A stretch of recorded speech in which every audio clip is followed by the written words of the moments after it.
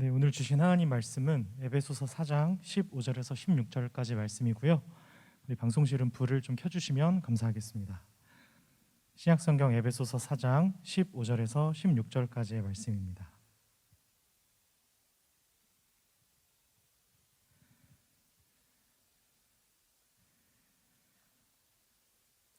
네, 제가 가진 성경책으로는 신약성경 313페이지 여간에 있습니다. 에베소서 4장 15절에서 16절까지의 말씀, 제가 대신하여 봉독해 드리도록 하겠습니다.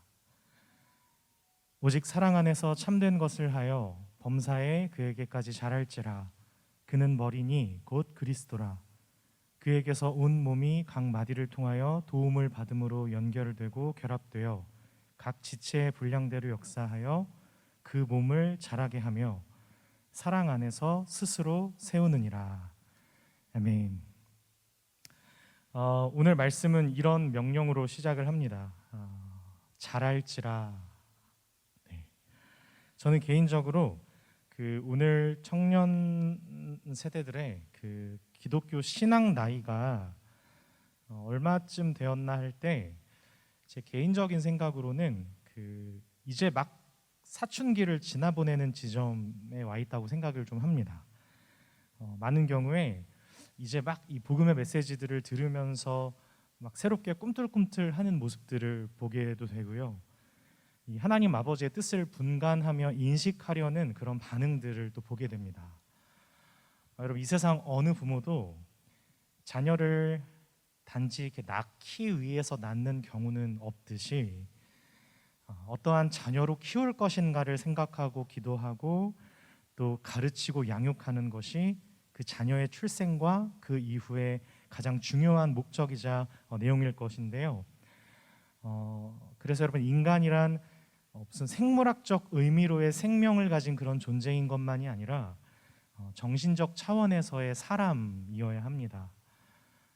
그런데 정신적 차원이라고만 이야기해서도 안 되고요. 한 걸음 더 나아가서 영적 차원에서의 인간이어야 합니다. 그래서 자라간다. 이렇게 자라간다는 것은 굉장히 중요한 문제이고, 앞으로 여러분 또 제가 이 앞으로의 모든 신앙생활 여정 가운데서 언제나 기억하셔야 할 방향이자 목표여야 합니다. 자라가야 합니다. 문제는 그럼에도 이와 같은 우리의 어떤 신앙 인격과 수준에서 이 자라가야 한다는 문제를 사실 제대로 좀 이해하거나 그것을 가지고 좀 싸우거나 인식하지 못하기 때문에 우리의 신앙과 현실 속에 항상 발생하는 그런 어려움들이 있습니다. 그러니까 내가 구원받은 자녀가 됐다, 이런 노래와 고백에는 사실 큰 차이가 없어 보여요. 그런데 어떤 하나의 살아있는 인격체로서의 그런 존재들로 우리가 비교를 좀 해본다면 서로의 성장 과정이 너무 다르고 만난 사람이 다르고 경험이 다르고 느끼는 것이 다르고 서 있는 자리가 달라요. 너무 서로 다 다릅니다.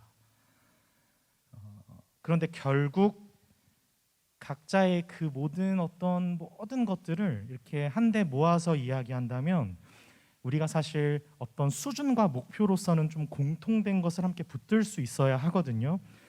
예를 들면 사실 이렇게 좀 무거운 예화를 들지 않으려고 했는데 오늘 특송을 또 기가 막힌 특송을 해주셔가지고, 이 특송이 어떤 배경의 특송인지 혹시 아시나요? 예, 뭐 보네포 목사님, 보네포 한국 사람이에요? 예, 보네포 목사님. 독일 신학의 이정표라는 별명을 갖고 계신 디트리 본 회퍼 목사님의 찬양이 아니고요. 이 디트리 보네포 목사님, 여러분 나중에 요즘에 보니까 좋은 기독교 컨텐츠 중에서도 이 보네포 목사님에 대해서 설명해주는 좋은 유튜브 컨텐츠들도 있더라고요. 여러분 꼭 한번 시간이 나실 때 한번 검색해 보셔서 이 훌륭한 목사님 한번 여러분 이렇게 알아보실 수 있었으면 좋겠어요. 독일이 2차 세계대전을 지나보내면서 나치 히틀러가 모든 정권을 잡고 니체와 함께 그런 사상들을 조합해서 스스로 신격화하죠, 니체가. 그런데 너무나 슬픈 사실은 그때 당시 모든 독일 교회가 다 이 히틀러에게 무릎을 꿇습니다. 정말 히틀러를 구세주로 존중하고 인정해요. 누가요? 독일의 교회들이요. 얼마나 힘들고 핍박이 어려웠으면 교회들이 다 이 정치 정권에 다 무릎을 꿇습니다. 근데 그때 그들에게 무릎 꿇지 않은 한 목회자가 있었는데 그분이 바로 디트리 보네퍼 목사님이고요. 사실 이 보네퍼 목사님은 결국에는 히틀러에 의해서 교수형에 당해 죽게 돼요. 그런데 그 오늘 이 찬양 선한 능력으로라는 찬양은요, 사실 찬양으로 만들어진 게 아니고요, 그 처형당하기 전에 자기에게 있는 약혼자에게 보낸 편지 글입니다. 그 글을 이제 후대에 와서 이렇게 찬양으로 만든 거예요.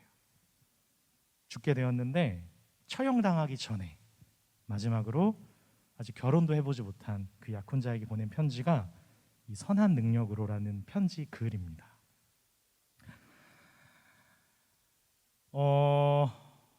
여러분 꼭 같은 길을 걸어야만, 같은 직업, 같은 시대, 같은 환경, 같은 처지, 같은 과정을 겪어야만 서로 이해하고 공감할 수 있는 게 아니라는 걸 이 보네퍼 목사님이 정말 너무 완벽하게 드러내셨죠. 여러분, 어떤 인생의 결과와 수준은 우리가 다른 삶으로서의 과정을 겪으면서 가더라도 동일하게 공통된 것으로 도달해야 하는 어떤 지점이 있는 것입니다. 다르지만 서로가 서로에게 붙들려서 무언가를 볼 수 있어야 합니다.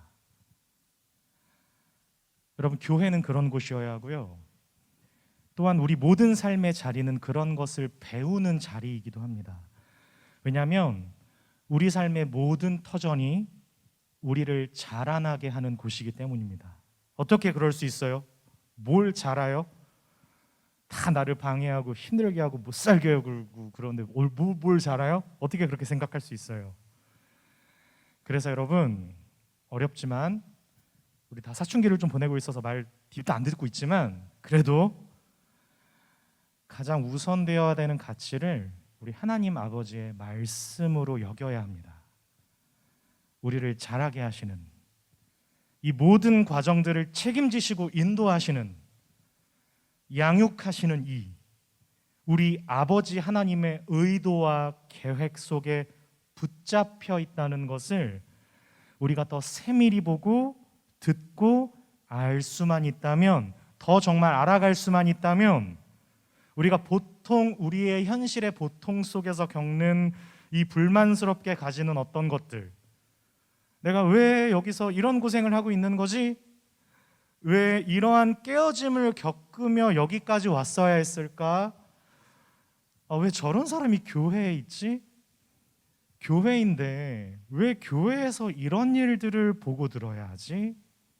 와 같은 이 모든 것들이 다만 부정적이고 다만 불필요한 요소로서 존재하지 않는다는 것을, 그럴 수 없다는 것을, 첫 걸음마를 떼게 된 그 자리로부터 또 넘어지고 울고 일으킴을 받고 그렇게 이제 내 두 다리로 땅을 디디고 서는 나이가 될 그 지점까지 양육되어, 그렇게 오늘 우리가 읽고 있는 말씀이 정말 참 진리로서 오직 사랑 안에서 참된 것을 하여 범사에 모든 날 모든 순간이 예수 그리스도 그분에게까지 자라도록 하게 하시는, 정말 그 하나님 아버지를 믿고 사는 것입니다.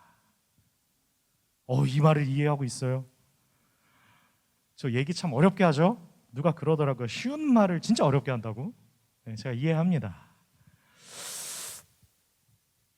그러나 여러분들의 내면의 귀가 열리시게 되기를 소망합니다. 이 심오하고 깊은, 할렐루야. 여러분, 정말 내 인생의 모든 시름을 어루만져 주는 것을 경험케 되는 것입니다. 이 땅에서 하나님과 동행하며 사는 것입니다. 우리 그렇게 에베소서 1장에서부터 다루어둔 이야기들이 실제적으로 어떻게 저와 여러분의 것이 되도록 우리를 다루어 가시고 우리에게 하나님이 적용하게 하시려는가, 그 구체적인 내용이 오늘 에베소서 4장의 이야기인데요. 우리 에베소서 4장 1절부터 3절을 우리 다시 한번 지난주 말씀을 기억하는 의미로서 우리 함께 천천히 합독합니다. 1절, 2절, 3절, 4장 시작. 그러므로 주 안에서 갇힌 내가 너희를 권하노니 너희가 부르심을 받은 일에 합당하게 행하여 모든 겸손과 온유로 하고 오래 참음으로 사랑 가운데서 서로 용납하고 평안에 매는 줄로 성령이 하나 되게 하신 것을 힘써 지키라. 아멘. 우리 지난주에도 강조했던 부분인데요, 하나 되게 하신 것을 힘써 지키는 것입니다. 부르심을 받은 일에 합당하게 행하라고 하시는 거예요. 그러니까 행하라가 포인트라기보다 부르심을 받은 일에 합당하게 행하라. 여러분, 어떤 부분을 강조하고 있는 것처럼 들리세요? 이렇게 이해하셔야 합니다. 저와 여러분이 걷고 있는 길, 우리가 살아가는 시간의 여러 계절들은 우리가 만들고 우리가 지켜내고 우리가 싸우잖아요. 그런데 아니라는 거예요.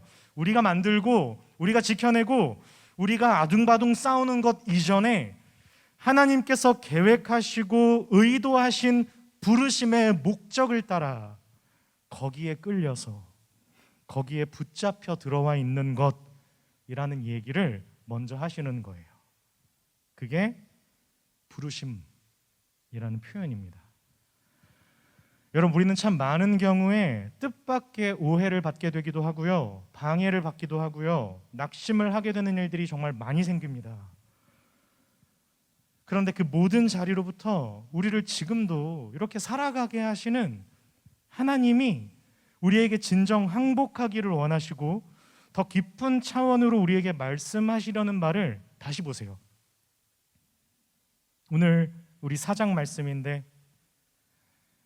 부르심을 입은 부름에 합당하게 행하여 겸손과 온유와 오래 참음과 사랑 가운데서 서로 뭐하고? 용납하고. 이게 무슨 뜻이에요? 전부 한번 쉽게 생각해 보세요. 겸손과 온유와 오래 참음과 사랑 가운데서 서로 용납해. 이게 이런 거잖아요. 이런 거예요. 네가 판단하고 네가 판단하는 것을 보도하고 너 기다려. 다 전부 이런 얘기예요. 이해되세요? 조금 실감이 나세요? 이런 얘기예요. 네가 판단하는 거를 조금 보류하고 너 기다려. 그래야지 여러분 겸손할 수 있어요. 그렇게 저와 여러분이 다 모르고서 가는, 우리가 다 헤아릴 수 없었고 생각해보지도 못했던 일들 안에서 분명한 간섭하심과 인도하심이 너의 삶을 붙들고 있다는 것을 네가 보게 될 거야. 지금도 멈추지 않으시는 하나님의 부르심입니다. 너희가 부르심에 받은 일에 합당하게 행하여 너희가 부르심의 한 소망 안에서 부르심을 받았느니라. 여러분, 그런 의미에서 교회라는 것은 참 신비한 공동체고요, 모든 신앙 공동체 또한 마찬가지입니다. 우리는 여기 나와서 보기 싫은 사람과도, 이게 뭐죠? 예.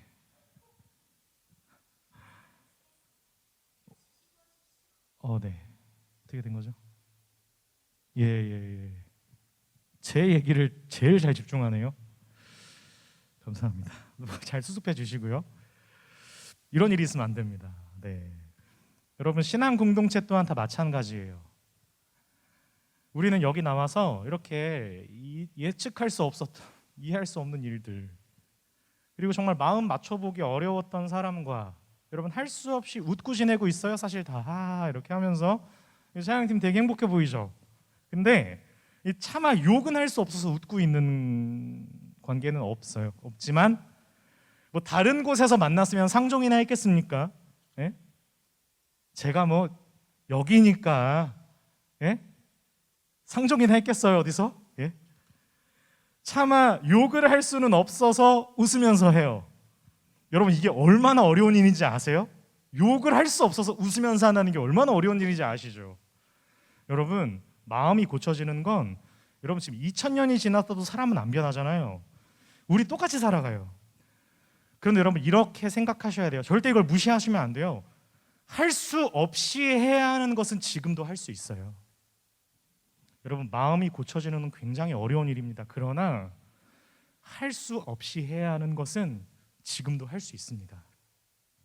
그걸 지금이라도 해야 하는 거예요. 이거 진짜 대단한 건데 대단하네. 할 수 없는 거, 어쩔 수 없이 해야 하는 거, 그걸 지금 해야 하는 거예요. 여러분 한 번은 제가 어떤 연예인을 만났는데요, 저에게 그 연예인이 진짜 이런 기도를 부탁하시더라고요. 기도의 내용을 물었더니 자기가 너무 악역만 맡아요. 그래서 나중에 어떤 작품이 들어올 때 선한 역할도 좀 맡을 수 있기를 저한테 기도를 부탁했어요. 그 배우가. 제가 물었어요. 왜 악역이 싫어요? 이렇게 물었더니 악역이 싫어요? 물었더니 아니요. 그런 것보다 악역을 오래 맡다 보니까 평상시에도 신경질을 잘 내게 되고 악한 태도가 습관같이 찌꺼기처럼 남아있더라고요. 그랬어요. 그래서 제가 그분을 위해서 진짜 열심히 기도했거든요. 일어나 보니까 꿈이었어요. 여러분 웃는 연습이 필요합니다. 여러분 우리 에베소서 4장 12절 13절 말씀을 함께 찾아보겠는데요. 에베소서 4장 12절 13절 함께 읽겠습니다. 시작. 이는 성도를 온전하게 하여 봉사의 일을 하게 하며 그리스도의 몸을 세우려 하심이라. 우리가 다 하나님의 아들을 믿는 것과 아는 일에 하나가 되어 온전한 사람을 이루어 그리스도의 장성한 분량이 충만한 데까지 이르리니. 아멘. 여러분 함께 자라야 한다는 것을 늘 기억하셔야 합니다. 여기서 함께라는 것은 나만 이익을 취하지 않고 이 사람도 이익을 취하게 하자 이런 것만이 아니고요. 여기서 의도하고 있는 포인트는 모든 문제들 속에, 그게 긍정적인 의미든 부정적인 의미든 그 덕분에 내가 커야 한다는 거예요. 여러분 공동체 안에서 나를 힘들게 하는 사람, 여러분 삶의 현장과 여러분의 모든 그 각자 다른 현실 속에서 나를 진짜 힘들게 하는 사람은 내 약점을 물고 있는 사람이에요. 무슨 말이냐면 나를 물기 위해서 무는 그런 사람들도 있을지 모르겠지만 사실 그런 사람들은 없고요. 내가 가장 할 줄 모르는 부분을 그 사람 때문에 노출당하게 되는 어려움이 나를 힘들게 하는 거예요. 여러분 이거 이해하실 수 있으시겠죠? 그 사람만 없으면 내가 그래도 97점 정도로는 보일 텐데 그 사람만 나타나면 다 무너져. 내 약점과 연약함이 고스란히 드러나요. 내가 뭐에 약한지, 내가 뭐에 섣부른지, 내가 뭐에 완전히 무너지는지 그 사람 또 튀어나와요. 잠잠해진 줄 알았는데 또 튀어나오게 만들어요. 여러분 그런 사람들, 그러한 일들이 있음으로 해서 우리는 우리의 약점이 노출되고 정확히 내가 지금 어디쯤 서 있고 내가 사실 진짜 어떤 사람인지를 확인하게 되는 것입니다. 그리고 그렇게 고쳐져 가는 것입니다. 사실 여러분 하나님께서 교회를 세우셔서 예수님을 머리로 두셨다는 것을 쉽게 생각하지 마셔야 합니다. 하나님은 저와 여러분들을 사랑하십니다. 우리를 사랑하시는데 어떻게 사랑하시냐면 예수님을 십자가에 매어 달아버리실 만큼 사랑하십니다. 우리를 구원해내셨습니다. 그러나 여러분 우리로 하여금 그 십자가 앞에 와서 그것 구경하고 서 있으라고 매어 달리신 게 아니에요. 교회마다 그분을 머리로 두시고 우리를 그분의 지체로 몸으로 부르시는 것입니다. 와서 그 십자가를 구경하라는 게 아니고요, 그걸 감상하고 그냥 슬퍼하라는 것만이 아닙니다. 그렇게 우리를 부르시는 것입니다. 여러분 이 부르심, 하나님이 우리 같은 사람들을 불러내신다는 것만큼 여러분 이건 십자가의 사건만큼이나 기적적인 일입니다. 우리를 부르신다는 것. 여러분 그래서 우리가 자라간다는 말씀을 이런 차원에서 정말 좀 나를 점검해 보시는 그런 것으로 생각해 보실 수 있어야 해요. 이제 2022년이 끝나가는데 내가 작년보다 올해 무엇이 좀 달라졌는가? 내가 얼마나 더 잘 참을 수 있게 되었나, 내가 그때 화해할 수 없었던 그런 지점들과 사람을 얼마나 내가 용서해주고 있는가, 나는 얼마나 온유해졌나. 여러분, 온유라는 뜻이 어떤 뜻인지 아시죠? 온유하다는 건 착한 게 아니라 길들여진 야생마 이런 뜻이에요. 길들여질 수 없는 거잖아요. 온유하다는 건 그분 앞에 길들여진다는 뜻이거든요. 발톱을 감추는 거예요. 내가 얼마나 온유해졌나, 내 성질대로 말을 꺼내지 않고 내가 얼마나 기다릴 줄 아는 사람이 되었나, 하나님이 무엇을 원하시는지를 얼마나 더 생각할 수 있는 자녀가 되었나. 여러분, 우리가 한 인간으로서 자라가고 있다는 것을 확인해야 합니다. 확인해 볼 수 있어야 합니다. 할렐루야. 그런데 사실 그렇게 신앙생활을 하는 건 정말 어려운 일이에요. 그래서 우리는 별 생각 없이 신앙생활을 하고 싶어요. 그래서 쓸데없는 것에서 되게 열심히 한단 말이에요. 그런 생각하는 게 싫어서. 근데 아니에요. 그런 사람은 하나님 정말 사랑하셔서 억지로라도 고민하고 생각할 수밖에 없는 자리로 또 끌어내세요.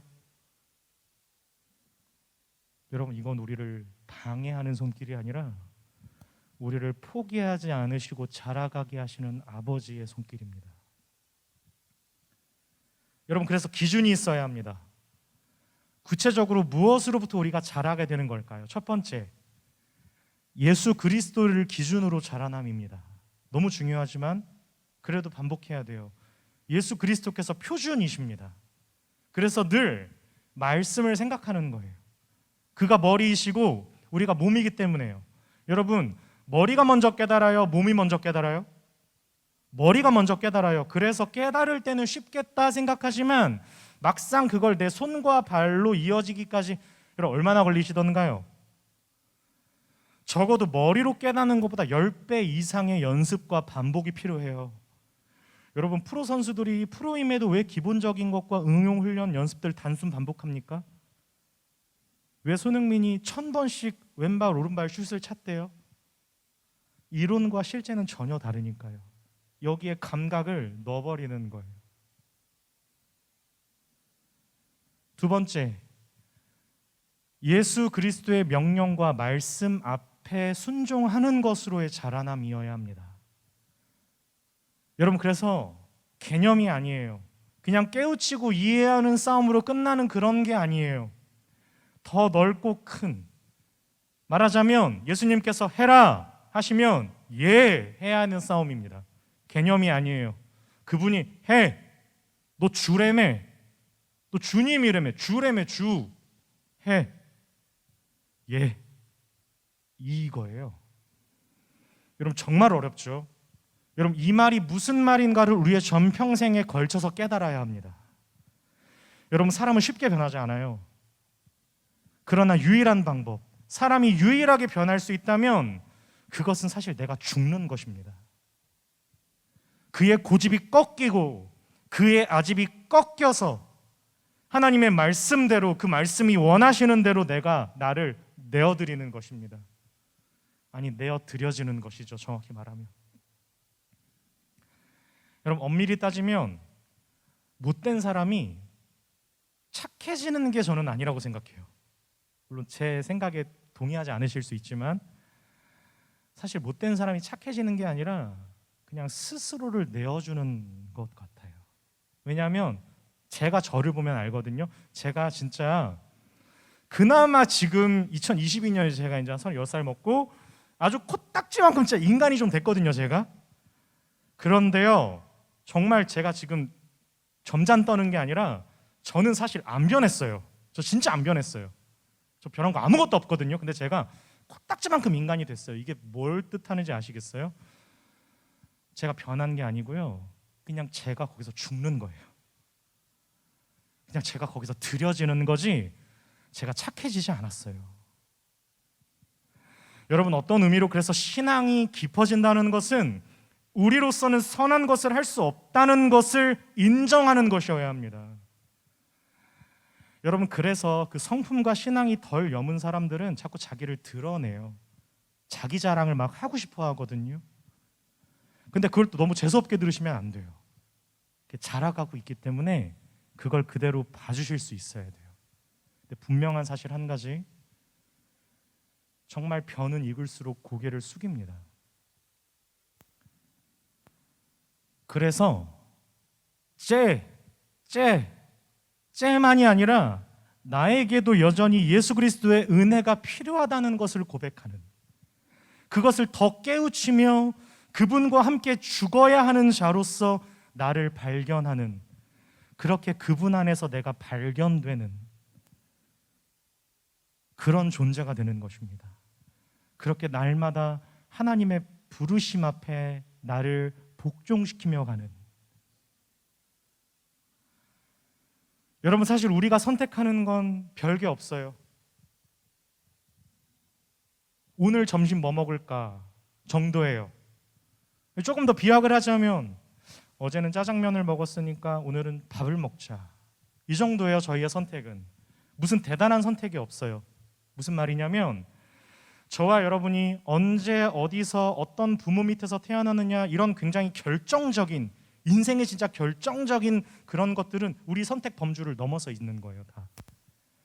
근데 그럼에도 우리는 본성상 마치 하나님과 우리가 비슷한 수준과 범위 안에서 밀고 당기는 선택 속에 살아가고 있다고 착각합니다. 굉장히 우스운 거죠, 사실.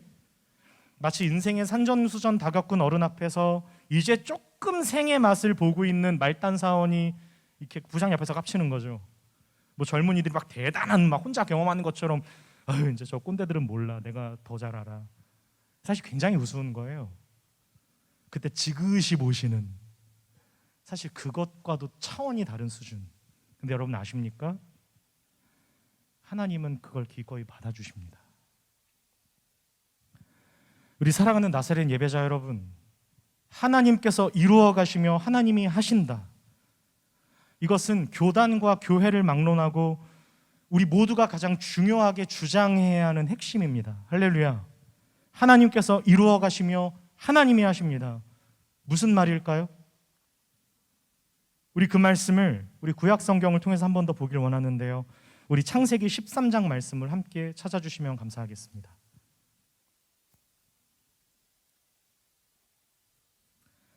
창세기 13장 15절 16절 말씀입니다.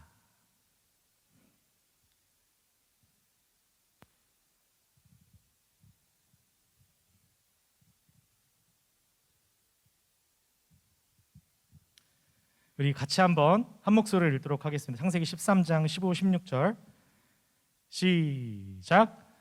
보이는 땅을 내가 너와 내 자손에게 주리니 영원히 이르리라.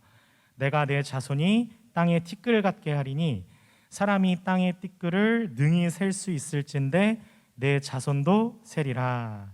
아멘. 아직 불 안 꺼주셔도 괜찮고요. 여러분 여기 보시면 누구에게 하는 말씀이죠? 하나님께서 아브라함에게 나타나셔서 처음 약속하셨던 그 약속의 말씀을 한 번 더 하시는 장면인데요, 이런 거예요. 내가 너의 자손을 하늘의 별과 같이 바다의 모래와 같이 할 거야 하신 약속이에요. 이게 무슨 뜻이에요? 아브라함을 부르신 것처럼 당신의 자녀들을 부르시겠다는 것입니다. 어떻게 해요? 아브라함이 어떻게 부름받았죠? 조건이 없이 부르심 받은 거예요. 왜요? 어떻게 해요? 하나님이 낳으시는 것입니다. 그분이 시작이 되셔서 아브라함을 불러내십니다. 아브라함에겐 조건이 없어요. 하나님이 시작하십니다. 그렇게 하나님의 계획, 하나님의 지혜, 하나님의 사랑, 그 완전한 권위를 가지시고 부름받는 인생이 아브라함입니다.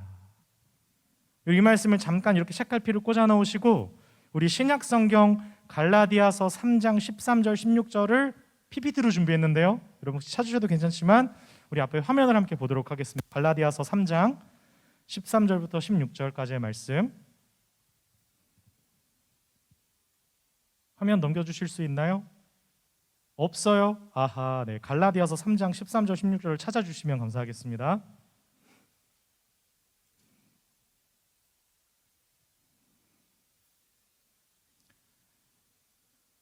신약성경 갈라디아서 3장 13절에서 16절까지의 말씀,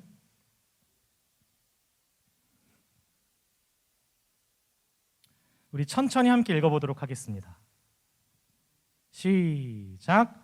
그리스도께서 우리를 위하여 저주를 받은 바 되사 율법의 저주에서 우리를 속량하셨으니 기록된 바 나무에 달린 자마다 저주 아래에 있는 자라 하였음이라.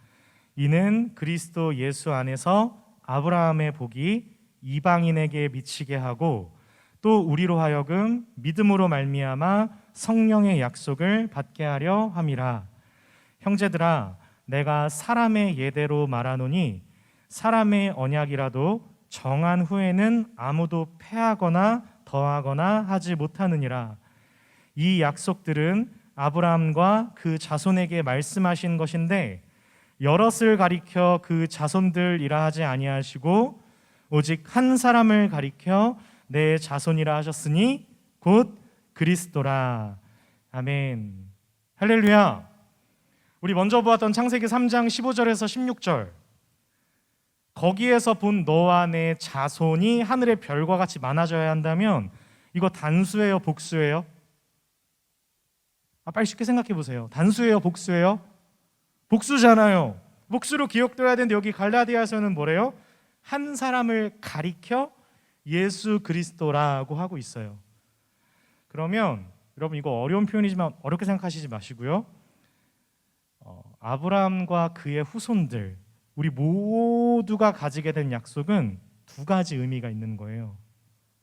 첫 번째로는 분명 아브라함이 부름받는 것처럼 앞으로도 수를 헤아릴 수 없는 그분의 부르심을 받는 당신의 백성들로서의 진짜 복수, 아브라함과 그의 자손들입니다. 동시에 두 번째는 이 자손이 한 사람을 가리켜 예수 그리스도라는 것을 설명하는 것을 통해서 이해해 보자면 그 모든 하나님의 백성들은 예수 그리스도 안에서 부름받는 자들이란 뜻입니다. 정확히 말하면 예수 그리스도 안에서의 약속, 이것이 부르심입니다. 여러분, 이 지금 의미들을 관통하는 공통점이 있어요. 여러분, 아브라함 부르실 때 그 자격과 조건이 아브라함에게 있었다고요, 없었다고요? 없었습니다. 도리어 자격이 아예 없었어요.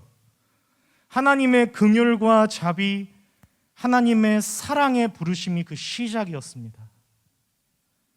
우리 그리스도 예수님 안에서의 부르심은요, 마찬가지입니다. 그것이 에베소서 2장 8절 말씀인데요, 우리 함께 화면을 보고 이것도 있을까요? 함께 읽어볼까요? 시작. 너희는 그 은혜에 의하여 믿음으로 말미암아 구원을 받았으니 이것은 너희에게서 난 것이 아니요 하나님의 선물이라. 우리 한 번 더 읽겠습니다. 시작. 믿음으로 말미암아 구원을 받았으니 이것은 너희에게서 난 것이 아니요 하나님의 선물이라. 할렐루야. 여러분, 아브라함만으로도 설명이 충분한데요, 여기 갈라디아서에서는 더 명확하게 드러내고 있어요. 여러분, 예수 그리스도 안에서 부름받는 것입니다. 아브라함은 사실 이걸 드러내기 위한 시작이었을 뿐이에요. 여러분, 우리가 어떻게 예수 그리스도 안에서 부름받게 되었죠? 우리가 어떻게 당신의 나라, 그 사랑의 아들의 나라로 옮겨졌습니까? 성자 하나님이신 살아계신 예수님이 이 땅에 성육신하여 내려오셨습니다. 우리 이제 곧 맞이하게 될 성탄. 그런데 하나님은 그 독생자 예수를 십자가에 매어 달아 버리십니다. 왜요? 우리를 향하신 당신의 사랑을 확증하시기 위해요. 우리가 아직 죄인 되었을 때, 우리가 아직 연약할 때, 즉흥적으로, 열정으로, 아니요, 기약대로, 약속하신 대로. 여러분, 이것을 드러내는 표현이 부르심입니다. 하나님의 섭리라고도 하고요, 은혜라고도 합니다. 그리고 저기처럼 선물이라고도 합니다. 우리 인간이 하는 약속 따위와는 결 자체가 다른, 그리고 그 약속의 핵심이 누구시라고요? 예수 그리스도라고 소개하는 것이 갈라디아서 3장 16절. 우리 한 번만 더 앞으로 넘겨주시겠어요? 갈라디아서 3장 16절 PPT요. 함께 읽습니다. 시작. 이 약속들은 아브라함과 그 자손에게 말씀하신 것인데 여럿을 가리켜 오직 한 사람을 가리켜 내 자손이라 하셨으니 곧 그리스도라. 할렐루야, 할렐루야.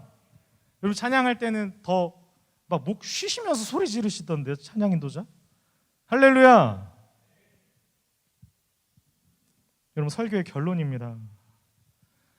오늘 말씀의 핵심은 자라가야 한다는 것입니다. 우리 자라야 합니다. 그렇게 여기 창세기 아브라함이 하나님의 부르심을 받았다는 자리로부터 시작했어요. 왜냐하면 아브라함은 그 시작이었거든요. 물론 하나님이 시작하셨지만 아브라함이 시작, 이 믿음의 대를 시작하는 조상으로 부름받았어요. 누가요? 아브라함이요. 그렇게 부름받았음에도 여러분 창세기의 아주 긴 페이지를 할애하는 아브라함은 여전히 의심 많고 믿음 없는 사람입니다. 그 참 선택하고 고민하고 결정하는 수준과 폭이 어쩌면 저와 여러분보다 못한 수준으로 자기 인생을 제대로 살지 못해서 결국 애굽으로 피난 갔다가 막 심지어 자기 아내를 빼앗길 뻔하는 그런 위기도 만난 사람이 믿음의 조상 아브라함입니다. 스스로도 얼마나 비참하고 막 답답했을까요? 여러분, 우리가 우리 자신에 대하여 고민하고 회의감을 가지고 막 다 잘라버리고 싶고 막 자책하는 이유가 뭡니까? 나 스스로 날 볼 때 정말 자격이 없고 또 할 수 있는 것도 너무 없는 사람이기 때문 아닙니까? 얼마나 정직해요. 하는 일마다 왜 그래? 도대체 왜 그랬어요? 그러나 하나님은 그런 아브라함을 향해, 우리를 향해 저 약속을 철회하지 않고 계십니다. 자녀라 하시며 우리를 붙드십니다. 하나님께서 시작하시고 하나님이 붙드신 그 약속을 우리 하나님이 실패하지 않고 지금 이루어 가십니다. 그 완벽한 증거가 우리 주 예수 그리스도, 그 이름으로 모인 우리 이 자리, 저와 여러분, 우리 모든 인간들 어디 아브라함뿐이었습니까? 하나님을 떠나 하나님 없이도 살 수 있다고 여기며 그의 뜻과 말씀에 반하는 모든 시도들을 자유와 의지라는 이름으로 맞바꾸어 끊임없이 여호와 앞에 악을 행하며 그분의 뜻과 말씀은 오늘도 바쁘다고 외면하고 여전히 함부로 살아가고 또 잘났다고 막 함부로 포기하려고 그러고 함부로 체념하지만 하나님, 우리 하나님은 당신의 약속을 포기하지 않으십니다. 예수 그리스도를 정말 우리를 위해서 보내주시고 매달아 버리시기까지 하나님은 여전히 당신의 하나님 되심을 멈추지 않으십니다. 그래서 우리가 감히 멈출 수 없다고 찬양하는 거예요.